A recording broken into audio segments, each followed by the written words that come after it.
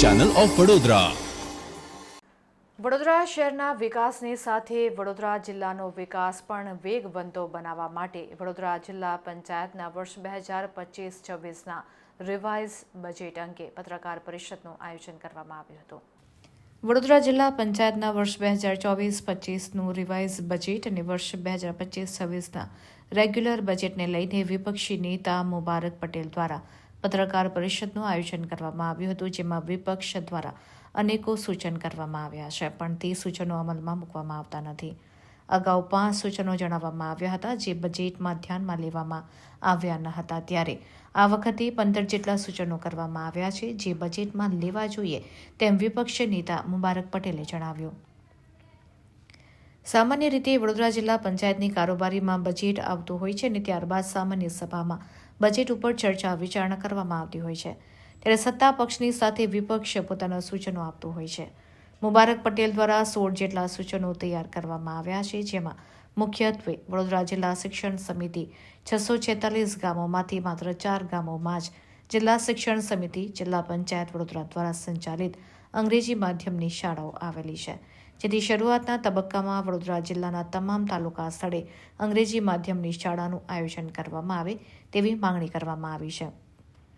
વડોદરા જિલ્લાની કુલ 116 જેટલી આંગણવાડીઓમાં અગમચેતીના ભાગરૂપે તમામ બાળ વિકાસ યોજના અધિકારીને આંગણવાડીના ભાડામાં કે અન્ય જગ્યાએ ખસેડવા માટે પત્ર દ્વારા જાણ કરવામાં આવી છે, જેથી વરસાદને કારણે પૂરની સ્થિતિ થાય તો આંગણવાડીમાં વરસાદી પાણી ન ભરાય તેમજ બાળકોનું શિક્ષણ સાથે ચેડા ન થાય।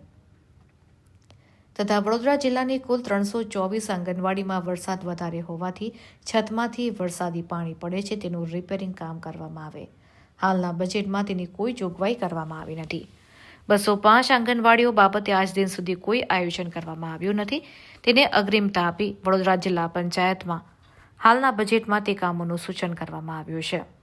તેવી જ રીતના આંગણવાડી અપગ્રેડેશન, આરામગૃહ, ખેડૂતો તેમજ મજૂરિયાત વર્ગ, સરદાર વલ્લભભાઈ પટેલ જયંતિની ઉજવણી માટે નાણાંની જોગવાઈ છેલ્લા 4 વર્ષથી ફાળવવામાં આવતી નથી।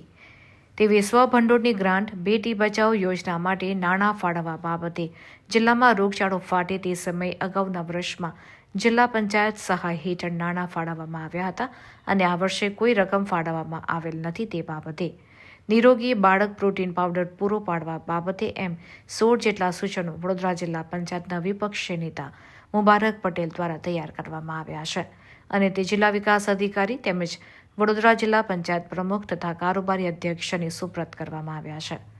તારીખ 24 ફેબ્રુઆરીના રોજ વડોદરા જિલ્લા પંચાયતની સામાન્ય સભા મળનારી છે, ત્યારે આ તમામ મુદ્દાઓ પર ચર્ચા વિચારણા કરવામાં આવશે તથા બજેટમાં જો આ સૂચનો અમલમાં નહીં મૂકવામાં આવે તો ગાંધીજીના માર્ગે આંદોલન કરવામાં આવશે તેવી ચીમકી વડોદરા જિલ્લા પંચાયતના વિપક્ષી નેતા મુબારક પટેલે ઉચ્ચારી છે। ટીમ ત્યાં જાય અને જો નાણાં ખર્ચ કરવાના હોય તો એવી કોઈ જોગવાઈ આ વર્ષે કરવામાં આવી નથી, એટલે ત્યાં 0 રકમ છે બહાર પાડતો હોય છે। હવે જિલ્લા પંચાયતની પ્રણાલી પ્રમાણે જિલ્લા પંચાયત એક્ટના નિયમો મુજબ સૌપ્રથમ બજેટને કારોબારી મિટિંગમાં મૂકવાનું હોતું હોય છે અને એ કારણસર આજે એક પત્રકાર પરિષદ અમારે બોલાવવાનું એક નક્કી કર્યું છે અને આપ સૌ અહીંયા ઉપસ્થિત રહ્યા છો। એટલે ખાસ તો અને ગ્રામ્ય વિસ્તારમાં શું તકલીફો છે એ તકલીફો પ્રમાણેનું બજેટ જો નક્કી કરવામાં આવે તો જિલ્લાના જે ખેડૂત સમાજ છે, નાના વેપારીઓ છે, મજૂર ખાસ તો વડોદરા જિલ્લા પંચાયતની સોમવારે સામાન્ય સભા છે 2 વાગે અને બજેટની ખાસ મિટિંગનું આયોજન કરવામાં આવેલ છે। એ મિટિંગનું આયોજન જે છે એમાં અમારા કેટલાક બજેટમાં સૂચનો છે વિરોધ પક્ષના સભ્યોના।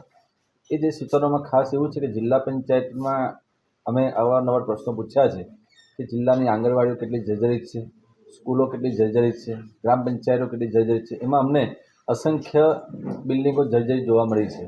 એવા સમયે જિલ્લા પંચાયત દ્વારા એવા જે બિલ્ડિંગો છે એની મરામત માટે, નવીન માટે કોઈ નાણાં ફાળવવામાં આવ્યા નથી। વડોદરા જિલ્લાના જે ખેડૂત સમાજ છે, જે ખેડૂતો ખેતી કરીને પોતાનું ગુજરાન ચલાવે છે, એવા ખેડૂતો માટે પણ એક પણ રૂપિયો આ બજેટમાં ફાળવાયો નથી। જિલ્લામાં નાના વેપારીઓ છે એ નાના વેપારીઓ માટે પણ કોઈ ગ્રાન્ટ ફાળવી નથી અને આમ જે જિલ્લામાં અલગ અલગ હેતુ રીતે નાણાં જે ફળવાય છે એ કેવી રીતે નાણાં ફળવવા જોઈએ। ખાસ તો મહત્ત્વની વાત એ છે કે સરદાર વલ્લભભાઈ પટેલ જન્મ જયંતિ માટે એક પણ રૂપિયો ફળવાયો નથી. સરદાર વલ્લભભાઈ પટેલ બિલ્ડિંગ તરીકે આ જિલ્લા પંચાયત ઓળખાય છે અને ગુજરાતના પનોતા પુત્ર છે, ભારત દેશના પ્રથમ ગૃહમંત્રી છે અને એમની જન્મજયંતિ ઉજવવા માટે જ્યારે જિલ્લા પંચાયતવાળા એક પણ રૂપિયો ફરવાતો ન હોય તે વખતે એક ખૂબ દુઃખદ ઘટના કહેવાય આપણા માટે. ખાસ કરીને વડોદરા જિલ્લાના જે કાંસો છે એ કાંસોની દર વર્ષે સફાઈ થવી જોઈએ, પણ છેલ્લા 4 વર્ષથી સફાઈ થતી નથી. એના કારણોસર વરસાદી જે પાણી છે એ પાણી ગ્રામ્ય વિસ્તારોમાં આવે છે અને ગામોમાં આવવાના કારણે ગામમાં પાણી આવી જાય છે અને બાળકો સ્કૂલે જઈ શકતા નથી, આંગણવાડીના બાળકો સ્કૂલે જઈ શકતા નથી. એટલા માટે અમારી ખાસ રજૂઆત છે કે કાંસોની સફાઈ થવી જોઈએ. મહિલા અને બાળકો માટે પણ એક પણ રૂપિયો ફળવાયો નથી. તો જિલ્લા પંચાયતના જે સત્તાધીશો છે એ સત્તાધીશો જિલ્લા પંચાયતના દરેક સભ્ય સાથે ચર્ચા વિચારણા કર્યા વિના, શાખા અધિકારીઓ સાથે ચર્ચા વિચારણા કર્યા વિના આ બજેટ તૈયાર કર્યું છે. તો અમારા જે સૂચનો છે એ સૂચનો અમે લેખિતમાં આજે જિલ્લા વિકાસ અધિકારી સાહેબને આપીએ છીએ, જેથી કરીને અમારા જે સૂચનો છે એ સૂચનો પર ચર્ચા વિચારણા કરવામાં આવે અને આગામી જ્યારે 24 તારીખે સામાન્ય સભા મળવાની છે એમાં બજેટમાં અમારા સૂચનો જો આવવામાં આવશે તો જિલ્લાના તમામ નાગરિકો સુધી સુવિધાઓ પહોંચશે અને 646 જે ગામ છે એ ગામ સુધી દરેક સારી રીતે વિકાસ થઈ શકશે. ગત વખતે તમે કેટલા સૂચનો આપ્યા હતા અને આ વખતે કેટલા સૂચનો આપ્યા? ગઈ વખતે અમે જે સૂચનો લગભગ 5 સૂચનોમાં આપેલા, એક પણ સૂચનનું મતલબ કે એ બજેટમાં ફાળવણી કરવામાં આવેલ ન હતી. આ વખતે અમે મુદ્દાસર લગભગ